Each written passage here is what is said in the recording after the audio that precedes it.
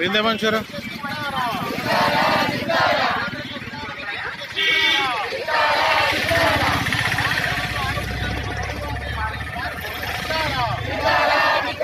ಅಮೆರಿಕಕ್ಕೆ ಭಾರತವನ್ನು ಅಡವು ಇಡಲು ಹೊರಟಿರುವ ಭಾರತ ಸರ್ಕಾರಕ್ಕೆ ಧಿಕ್ಕಾರ. ಅಮೆರಿಕಕ್ಕೆ ಭಾರತವನ್ನು ಸರ್ಕಾರಕ್ಕೆ ಧಿಕ್ಕಾರ.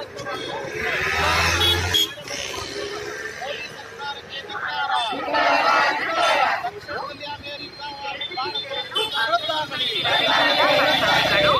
18 ವರ್ಷ ವಯಸ್ಸಾಗಿರಬೇಕು ಹಾಗೂ 7 ಎತ್ತರದಲ್ಲಿ ಬಾಗಿರಬೇಕು. ಕನ್ನಡ ಓದಲು ಬರೆಯಲು ಗೊತ್ತಿರಬೇಕು. ಕೆಲಸಕ್ಕೆ ಸೇರಲು ಬರುವಾಗ ನರೇಂದ್ರ ಮೋದಿಗೆ ಧಿಕ್ಕಾರ. ಭಾರತಕ್ಕೆ ಮಾರಕವಾಗಿರುವಂತಹ ಅಮೆರಿಕ ಒಪ್ಪಂದ ತೊಲಗಲಿ. ಭಾರತಕ್ಕೆ ಮಾರಕವಾಗಿರುವಂತಹ ಅಮೆರಿಕ ಒಪ್ಪಂದ ಬೇಡವೇ ಬೇಡ. ಅಮೆರಿಕದ ಗುಲಾಮರಂತೆ ವರ್ತಿಸುತ್ತಿರುವಂತಹ ನರೇಂದ್ರ ಮೋದಿಗೆ ಧಿಕ್ಕಾರ. ನರೇಂದ್ರ ಮೋದಿಗೆ ಧಿಕ್ಕಾರ.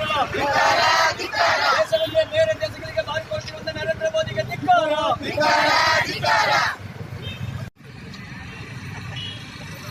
ಕೃಷಿ ಮತ್ತು ಗ್ರಾಮೀಣ ಕಾರ್ಮಿಕರ ಸಂಘದ ವತಿಯಿಂದ ಇವತ್ತು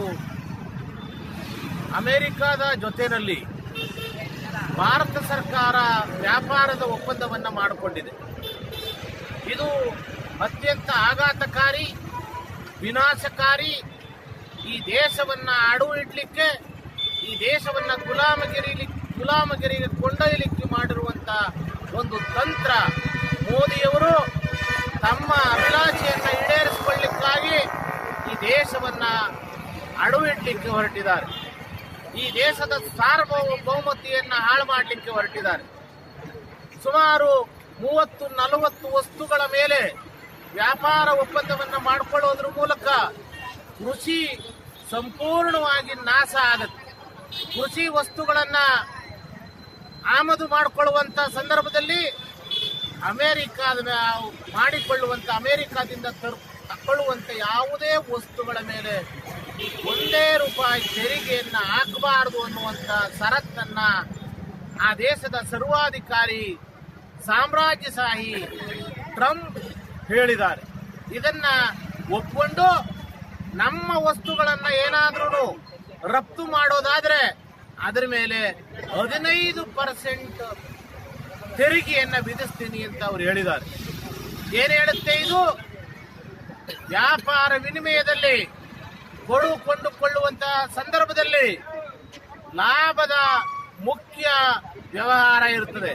ಇಲ್ಲಿ ಸಂಪೂರ್ಣವಾಗಿ ನಷ್ಟವನ್ನ ನಮ್ಮ ದೇಶ ಮಾಡಿಕೊಳ್ಳಿಕ್ಕಿರುವಂತ ಒಂದು ಕಾನೂನಾಗಿ ಈ ಒಪ್ಪಂದವನ್ನ ಇವರು ಮಾಡಿಕೊಂಡಿರುವಂಥದ್ದು ಅತ್ಯಂತ ಒಂದು ಸಂಘಟನಾ ವಿರೋಧಿಯಾದಂಥ, ದೇಶ ವಿರೋಧಿಯಾದಂಥ, ರೈತ ವಿರೋಧಿಯಾದಂಥ, ಕೂಲಿಕಾರ ವಿರೋಧಿಯಾದಂಥ, ಕಾರ್ಮಿಕ ವಿರೋಧಿಯಾದಂಥ ಈ ನೀತಿಯನ್ನ ನಾವೆಲ್ಲರೂ ಪ್ರತಿಭಟಿಸಬೇಕಾಗಿದ್ದು ಆದ್ಯ ಕರ್ತವ್ಯ ಆಗಿದೆ. ಉದಾಹರಣೆಗೆ ಸಕ್ಕರೆಯನ್ನ ನಾವೇನಾದ್ರೂ ಅಮೆರಿಕಾದಿಂದ ತಕ್ಕೊಳ್ಳುವಂತೆ ₹20 ಕೊಡ್ತಾರೆ ಅಂತ ಹೇಳಿದ್ರೆ ಇಲ್ಲಿ ₹48 ಇರುವಂತ ಸಕ್ಕರೆನ ಯಾರೂ ಕೇಳೋದಿಲ್ಲ. ಆವಾಗ ನಮ್ಮ ದೇಶದಲ್ಲಿ ಉತ್ಪತ್ತಿ ಆಗುವಂತ ಸಕ್ಕರೆ ಸಂಪೂರ್ಣವಾಗಿ ಕುಸಿತ ಆಗುತ್ತೆ. ಅದರನ್ನು ಅವಲಂಬಿಸಿರುವಂತ ರೈತರು, ಕೂಲಿಕಾರರ ಬದುಕು ಅಯೋಮಯ ಆಗುತ್ತೆ, ಅವರು ನಾಶ ಆಗ್ತಾರೆ. ಇಂಥ ಜನವಿರೋಧಿಯಾದಂಥ, ಇಂಥ ಒಂದು ಸಾರ್ವಭೌಮತೆಗೆ ವಿರುದ್ಧವಾದಂಥ ಒಪ್ಪಂದವನ್ನು ಮಾಡಿಕೊಂಡಿದ್ದಾರೆ.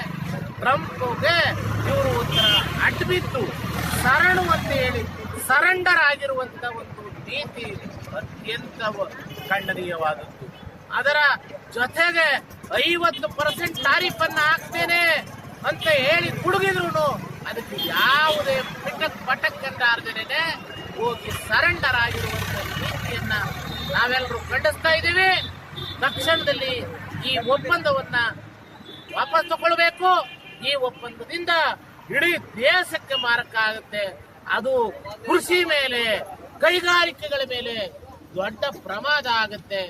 ಸಾಕಷ್ಟು ನಷ್ಟವನ್ನ ಹೊಂದಬೇಕಾಗುತ್ತೆ. 53 ಲಕ್ಷ ಕೋಟಿ ರೂಪಾಯಿನ ಈ ಬಜೆಟ್ ಅನ್ನ ಏನು ಮಂಡಿಸಿದಾರೋ ಆ ಮಂಡಿಸಿರುವಂತ ಬಜೆಟ್ ಅಲ್ಲಿ ಸರಿಸುಮಾರು ಅರ್ಧ ಹಣವನ್ನ ಇಡೀ ಅಮೆರಿಕಕ್ಕೆ ಕೊಡಬೇಕಾಗುತ್ತೆ. ಕೊಡೋದ್ರ ಮೂಲಕ ಭಾರತದ ಮೇಲೆ ದೊಡ್ಡ ಪರಿಣಾಮ ಬೀರಿ ಭಾರತದ ಜನ ದೊಡ್ಡ ಸಂಕಷ್ಟಕ್ಕೆ ಈಡಾಗ್ತಾರೆ. ಆದ್ರಿಂದ ನಾವು ಕೃಷಿ ಮತ್ತು ಗ್ರಾಮೀಣ ಕಾರ್ಮಿಕರ ಸಂಘದ ಕೇಂದ್ರ ಸಮಿತಿ ತೀರ್ಮಾನ ಮಾಡಿದೆ. ಇಡೀ ದೇಶದಾದ್ಯಂತ ಈ ಹೋರಾಟವನ್ನ ನಾವು ಸಂಘಟಿಸ್ತಾ ಇದ್ದೀವಿ. ಯಾವುದೇ ಕಾರಣಕ್ಕೂ ಈ ಒಪ್ಪಂದವನ್ನು ನಾವು ಬಿಡೋದಿಲ್ಲ, ಬಿಡಬಾರದು ಅನ್ನುವಂತ ಹಿನ್ನೆಲೆ ಒಳಗಡೆ ಎಲ್ಲ ರಾಜ್ಯಗಳಲ್ಲಿ ಈ ಹೋರಾಟವನ್ನ ನಾವು ಮಾಡ್ತಾ ಇರುವಂತ ಹಿನ್ನೆಲೆ ಒಳಗಡೆ ಇವತ್ತು ಮಳವಳ್ಳಿ ಒಳಗಡೆ ನಮ್ಮ ಈ ಸಂಘದಿಂದ ಹೋರಾಟ ನಡೀತಾ ಇದೆ. ಮೋದಿಯವರು ಈ ಒಪ್ಪಂದವನ್ನು ವಾಪಸ್ ತಗೊಳ್ಳೋವರೆಗೂ ಬಿಡೋದಿಲ್ಲ ಅನ್ನುವಂಥದ್ದೇ ನಮ್ಮ ಮುಖ್ಯ ಒಂದು ಕರೆಯಾಗಿದೆ ಮತ್ತೆ ಒತ್ತಾಯ ಆಗಿದೆ ಎನ್ನುವಂಥದ್ದೇ ನನಗಿರುವುದು.